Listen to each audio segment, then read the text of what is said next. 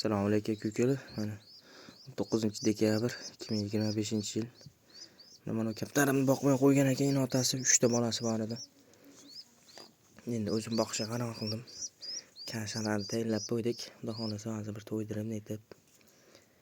Bir qanday o'zimiz endi qo'lga o'rgatib bir nom qo'yamiz.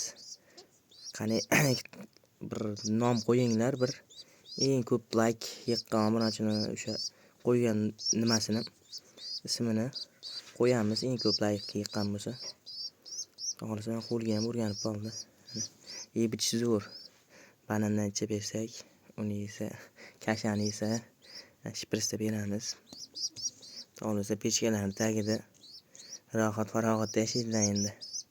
Xohlasa kunlik videosini ham qo'yib boraman. Katta bo'lyapti turgani ham ko'rib netib yurasizlar. O kichkintoy.